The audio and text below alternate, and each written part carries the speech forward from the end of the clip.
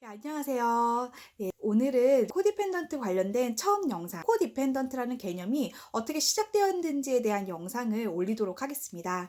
제가 현재 네이버 카페와 그리고 블로그에 코디펜던트 관련된 글을 올리고 있어요. 그래서 내용 중에서 좀 텍스트 부분이 좀 적합한 내용, 그러니까 좀 리스트 위주라든지, 그리고 좀 단순한 번역 위주, 그리고 또 학대라든지 폭력이라든지 이렇게 유튜브 상에서 노란 딱지를 붙이는 금기어들이 있거든요. 그런 키워드가 포함되어 있는 내용은 제가 카페나 블로그에 글로 연재를 할 거고요. 코디펜던트의 좀 기본적인 좀 제너럴한 이야기는 유튜브의 영상으로 올리도록 하겠습니다. 그리고 좀 더 나는 코디펜던트에 대해서 더 깊숙이 알고 싶어. 내가 하는 행동의 패턴이나 원인을 더 자세하게 알고 싶으신 분들은 제가 11월부터 유료 영상으로 준비를 해서 올리려고 합니다. 필요에 따라서 정보를 보시면 좋을 것 같습니다. 그래서 이번 영상은 코디펜던트라는 개념, 그 이야기가 어떻게 시작되었는지에 대한 이야기를 좀 먼저 나누려고 합니다. 제가 영상에서도 그렇고 저희 구독자분들이나 카페 회원분들께서도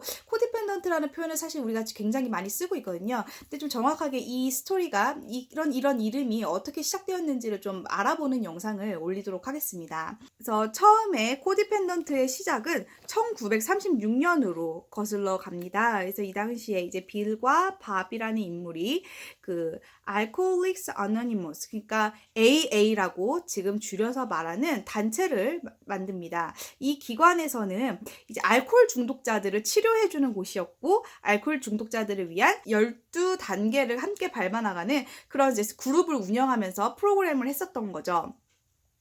그런데 이제 이걸 운영을 하면서 사람들이 깨닫게 된 건 뭐냐면, 이 알코올 중독자를 둔 배우자들이 이제 굉장히 많은 문제를 겪고 있었다는 걸 알게 된 거죠. 그래서 이 배우자들을 위한 프로그램을 만들었습니다. 알라논이라고 하는 단체에서 알코올 중독자의 배우자나 알코올 중독자의 가족들을 위한 프로그램을 만든 거예요. 그래서 AA의 12단계를 참고해서 이 알코올 중독자의 가족들을 위한 12단계의 프로그램을 만들었습니다.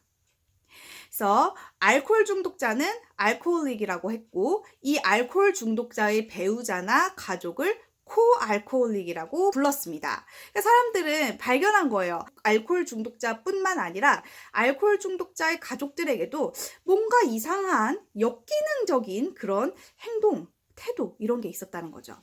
1970년대부터는 치료사나 전문가들은 이제 알코올 중독자 한 사람만 치유하는 것이 아니라 이 가족 전체가 다 치료되어야 된다. 가족이 모두 참여하는 통합적인 치료를 이제 제안하고 시작하게 된 것입니다.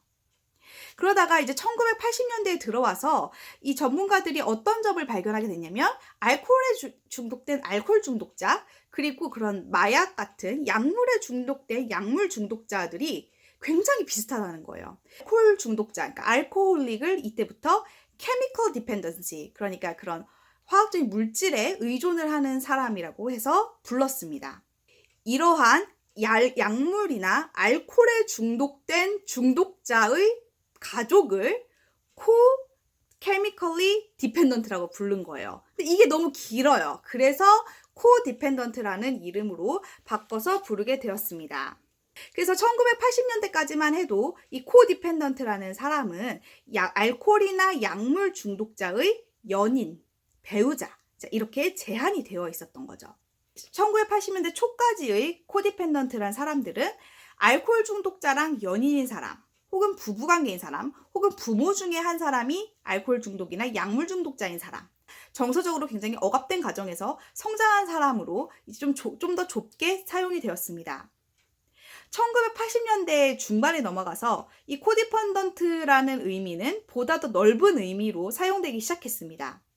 그래서 이 알코올 중독자, 약물 중독자뿐 아니라 나르시시스트 같은 사람에게 습관적으로 끌리고 이들과 계속해서 반복해서 관계를 맺는 사람을 포함하게 됩니다. 이 코디펜던트는 다른 사람을 굉장히 기쁘게 해주고 자신을 희생하고 다른 사람들을 돌봐줍니다. 하지만 이제 그 상대방은 코디펜던트한테 절대 보답을 해주지를 않죠. 그래서 이들은 이제 어떤 중독자들이라든지 어떤 뭐 통제하려는 사람, 그리고 나르시시스 같은 이런 학대자들에게 저항하지 못하고 굉장히 무기력한 모습을 보이게 됩니다. 1980년대 중반에 굉장히 많은 책들이 나오게 됩니다. 하나는 이제 피아 멜로디가 쓴 책들이 있고요. 피아 멜로디 같은 경우에는 이 코디펜던트 성향이 가족 내에서 학대, 그러니까 우리가 어떤 정서적인 학대, 성적인 학대, 신체적인 학대, 이런 학대를 경험해서 코디펜던트 성향을 갖게 된다. 그런 내용을 좀 담은 책이 있고요. 멜로디 비티도 이 책이 1986년도에 썼네요. 그래서 이 책 같은 경우에는 이 책에서 이야기하는 코디펜던트들은 알코올 중독자, 약물 중독자, 그리고 그 외의 여러 가지 이제 과잉 행동 장애, 그다음에 특히 뭐 음식 섭식 장애 이런 장애 행동을 가지고 있는 사람들을 끊임없이 돌보아주는 이들을 코디펜던트라고 보고 그들에 대한 이야기를 적었습니다. 하지만 이제 나르시시스트와 관계에 계속 얽히는 사람들도 이 내용을 같이 적용을 할 수가 있습니다. 왜 우리가 그 사람들이랑 같이 살면서 분노가 일어나고 화가 일어나는데도 왜 못 떠나고 있고, 또 내가 계속 도와주고 도움을 주는데 결국에 나는 또 학대를 당하고 모욕감을 당하는지. 그러니까 우리가 코디펜던트들은 항상 관계가 그렇잖아요. 내가 항상 좋은 마음으로 다 베풀고 주지만 항상 끝이 안 좋아.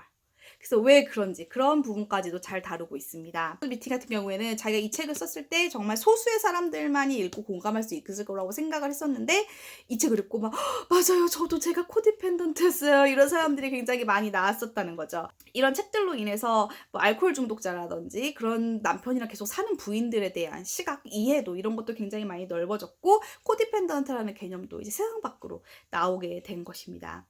최근에 이제 많이 좀 레퍼럴 되는 코디펜던트의 정의는 더 휴먼 매그넷 신드롬이라는 책에서 여자가 제시를 하고 있는데요. 자석이라는 거죠. 우리가 나르시시스랑 코디펜던트가 어떻게 이렇게 궁합이 맞게 딱 맞았을까? 혹은 알코올 중독자와 혹은 어떤 다른 뭐 소시오패스라든지 뭐 경계성 인격장애라든지 다른 어떤 학대자들, 어떻게 이렇게 딱 연결이 되는가, 이제 이런 관계에 대한 책입니다. 이 책에서 이야기한 코디펜던트의 정의는 이렇습니다.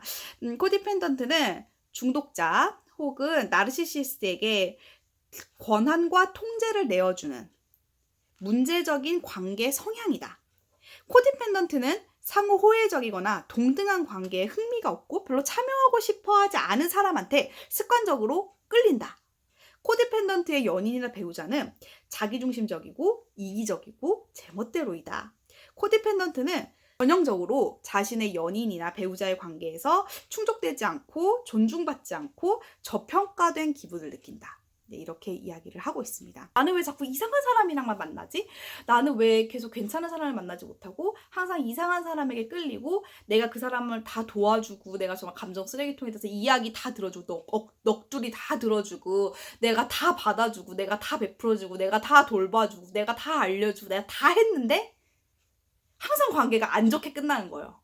항상 결국에 그 사람은 나에게 고마워하기보다는 거꾸로 나한테 화를 내고, 거꾸로 나에게 신경질을 내고, 거꾸로 나에게 짜증을 내고, 거꾸로 나에게 어떤 모멸감을 주거나 나에게 상처를 주거나 나에게 아픔을 주는 것으로 이 관계가 끝나거든요.